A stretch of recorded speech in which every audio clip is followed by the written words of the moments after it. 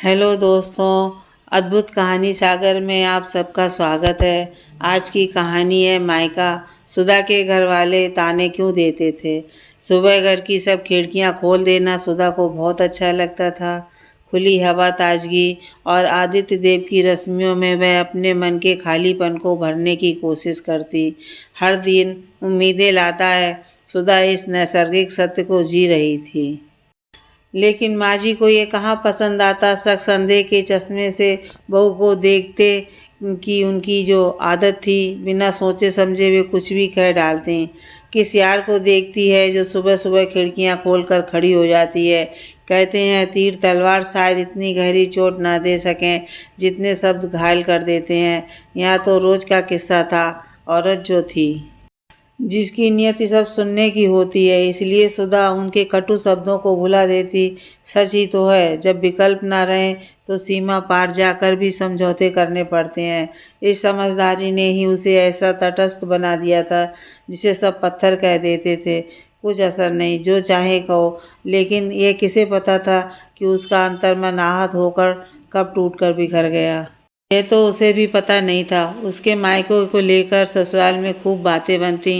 रोज रोज के ताने सुधा को अब परेशान नहीं करते। आदत जो बन गई थी, सुनना और पत्थर की मूर्ति बने रहना, जिसकी न जबान थी न दिल था। इस मूर्ति में भी दिल धड़कता था, यह एहसास शायद अब किसी को नहीं था। सास की फप्तियाँ उसके दिल को छलनी करती, लेकिन फिर भी वह उसी मुस्कुराहट से जीती जैसे कुछ हुआ नहीं। कितनी अजीब बात है, बहू मुस्कुराए तो बेहया का तमगा पाती है, बोले या प्रतिकार करे तो संस्कारहीन। ससुराल में उसकी एक देवरानी भी थी, प्रिया, बड़े घर की बेटी, जिसके आगे सासू माँ की जवान भी तलुए से चिपकी रहती। जब प्रिया अपने मायके जाती तो सुधा को भी अपने घर की बहुत याद आती। पर जाए तो कैसे, किसके घर जाए वह। रिश्ते इतने खोखले हो चुके थे कि अब कोई एक फ़ोन करके भी उसका हाल चाल पूछने वाला भी नहीं था। आज जब प्रिया अपने मायके से वापस आई तो उसका मन भी तड़पने लगा। सासू माँ उसके लाए उपहारों, कपड़े, गहनों को देख फूल ही नहीं समा रही थीं। रह रहकर सुधा को कोसना जारी था।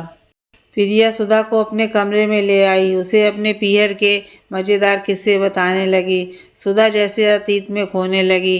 अपनी भाभी के कड़वे शब्द उसे फिर याद आने लगे। महारानी जब चाहे मुंह उठाकर चली आती हैं, जैसे बाप ने करोड़ों की दौलत छोड़ रखी है। प्रिया जा चुकी थी। दोपहर का समय था, इसलिए उदास मन के साथ सुधा बिस्तर पर सुस्ताने लेट गई। अतीत की यादें, कटु स्मृतियां चलचित्र की तरह मन मस्तिष्क में साकार होने लगीं। पापा दुनिया से विदा हुए तो पीहर का रास्ता हमेशा के लिए बंद हो गया। माँ बचपन में ही गुजर गई थी। पापा ने ही दोनों भाई बहनों को संभाला था। ये सच था कि उन्होंने कभी माँ की कमी महसूस नहीं होने दी थी। सुधा ने छोटे भाई को ऐसा ही ममता भरा प्यार दिया जैसा बच्चा अपनी माँ से उम्मीद करता है। में वह 3 साल बड़ी भी तो थी, लेकिन बचपन से उसे बड़ा भी तो बना दिया था। मासूमियत छिन गई, लेकिन भाई राहुल भी उस पर जान छिड़कता था। समय पंख लगाकर ऐसे उड़ा कि पता ही ना चला कि गुड्डे गुड़ियों से खेलते हुए कब बड़े हो गए। पापा जल्दी से अपनी जिम्मेदारियों से मुक्त हो जाना चाहते थे। विवान का रिश्ता आया। इंजीनियर, सुंदर, सौम्य स्वभाव, प्रतिष्ठित परिवार। बस पापा को और क्या चाहिए था। झट से रिश्ता पक्का कर दिया। सुधा खुदगर्ज नहीं थी। उसे अपनी शादी के अरमान खुशी तो दे रहे थे, लेकिन पापा और भाई का ख्याल उसे बेचैन करने लगा। वह विदा हुई तो फिर कौन संभालेगा घर को। नारी के बिना घर घर नहीं हो सकता। भाई के प्रति असीम प्रेम और पिता के स्नेह को समझ सुधा ने जिद पकड़ ली। मैं शादी करूंगी तो एक ही शर्त पर, भाई की शादी भी उस समय के साथ हो। किसे पता था कि यह प्रेम ही आगे समस्या बन जाएगा, सरल जीवन को कठिन कर देगा। रिश्तों में दूरी बढ़ती जाएगी। सबको झुकना पड़ा और 7 दिनों के अंतराल पर दोनों की शादी संपन्न हो गई। सुधा ससुराल के लिए विदा हुई तो पीहर में उसकी भाभी आ गई। बहुत खुश थी सुधा।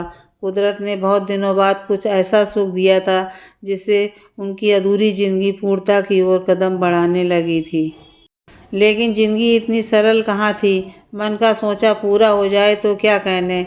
नई जिंदगी में सुधा के सपने यथार्थ की कठोर धरा पर शीघ्र ही दम तोड़ने लगे। विवान बहुत अच्छे समझदार पति थे, लेकिन घर की स्थिति ऐसी थी कि वे खुले रूप में अपनी पत्नी का साथ देने की स्थिति में नहीं थे। प्रतिभाशाली होकर भी अभी बेरोजगार थे। दोनों ही सास ससुर पर निर्भर थे, इसलिए मजबूरियों से समझौता समझदारी था। पापा को शायद यह उम्मीद न रही होगी, इसलिए सुधा की शादी के बाद क्षुब्ध बेचैन रहने लगे। दूसरी तरफ राहुल भी अपनी पत्नी और पिता के बीच संतुलन बैठाने में पिस रहा था। पापा को दुख न पहुँचे, इसलिए सुधा ने मुँह सिल लिया, लेकिन पापा थे कि उसकी आंखों को पड़ जाते। जितना वह छिपाने की कोशिश करती, पापा अनकही बातों को झट से पकड़ जाते।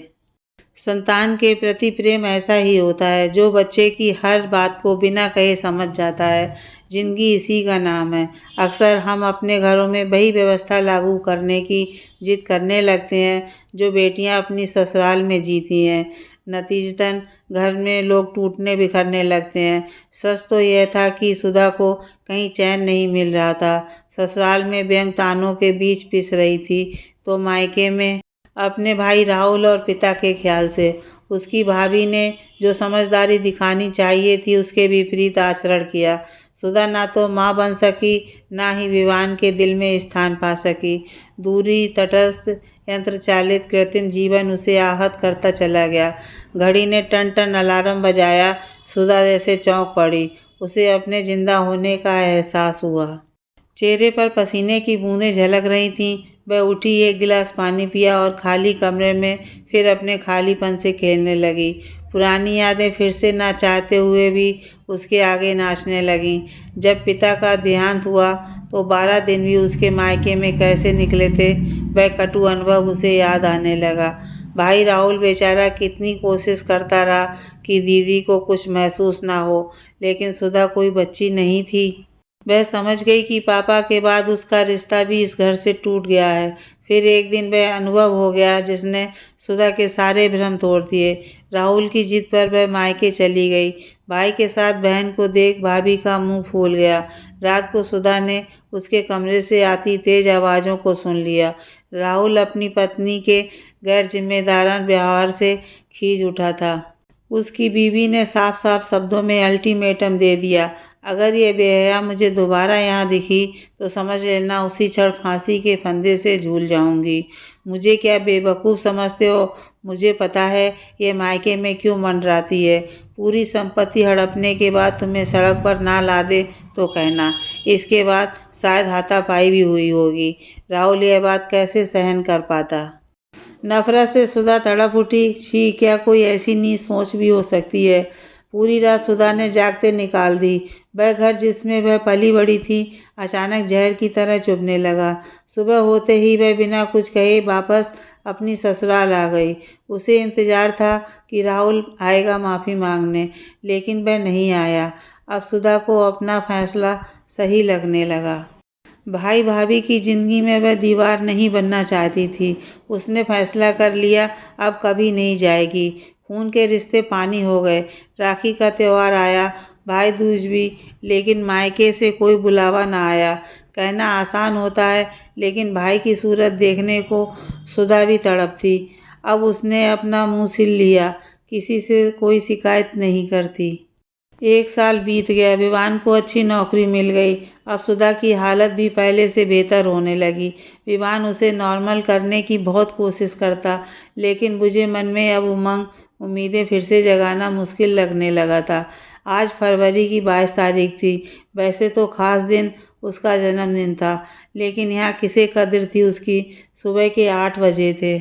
विवान अभी सो रहे थे। सासू माँ व्यस्त थीं। तभी दरवाजे की घंटी बजी। सुधा ने खिड़की से बाहर देखा। अचानक उसका रोम रोम खिल उठा। अपनों का प्यार सैलाब बनकर फूटकर बाहर निकलने लगा। दरवाजे पर राहुल और भाभी खड़े थे। सुधा चहकते हुए दौड़ी। हैप्पी बर्थडे दीदी। राहुल ने पैर छूते हुए दी को शुभकामनाएं दी। भाभी भी उसके पैर छू रही थीं। स्नेहिल क्षणों में कटुता क्षण भर में सुमंतर हो गई। सास और प्रिया आश्चर्यचकित थे। राहुल आज उन सबके लिए उपहार लाया था। सुधा किचन की तरफ दौड़ी। ससुराल में बहू का सबसे बड़ा मेहमान भाई होता है। सुधा के मन पर जमी बहने लगी थी। भाभी भी उसका हाथ बटाने रसोई में आ गईं। दोनों खिलखिलाकर ऐसे बातें करने लगीं जैसे पहली बार मिली हों। विवान भी उठ गए। नाश्ते की तैयारी होने लगी। मौका देख विवान ने सुधा को बाहों में भर चूम लिया। कैसा लगा मेरा गिफ्ट? सुधा कुछ पूछती उससे पहले राहुल आ गया। बोला, दीदी ये लो आपका सबसे कीमती गिफ्ट। मुझे जीजू ने ही सजेस्ट किया। सुधा पैकेट खोलने लगी तो उसकी आंखों से आंसू बहने लगे। एक बड़ी सी फ्रेम की हुई पापा की तस्वीर जिसमें उसकी मुस्कुराहट सुधा को नया जीवन देते महसूस हो रही थी। फोटो के अलावा गुड्डे गुड़ियाँ भी थे जिनसे सुधा और राहुल बचपन में खेला करते थे।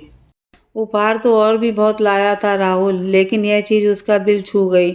आज पूरा दिन सुधा के नाम था। विवान ने शाम को एक आलीशान होटल में डिनर रखा था। रात में जब सुधा विवान के पास आई तो देखा सामने की दीवार पर पापा की फ़ोटो टंगी है। विवान कह रहा था, सुधा ससुराल में मायके की यादें ना हो तो जीवन अधूरा रह जाता है। अब अपने बेडरूम में आधी चीज़ें मेरी और आधी तुम्हारे मायके की यादगार वाली होंगी। विमान, तुम इतना चाहते हो मुझे? सुधा भाव विवल हो विमान से लिपट गई। सुधा, चाहने का मतलब ही यही है कि हम बिना कुछ कहे एक दूसरे को समझें, एक दूसरे की कमी को पूरा करें। तुम अंदर ही अंदर घुल रही थी, लेकिन मैं तुम्हें जीते जी मरते नहीं देख सकता था। बत्ती बुझ गई, दोनों एक दूसरे की बाहों में खो गए। आज अचानक बर्फ पूरी तरह पिघल गई।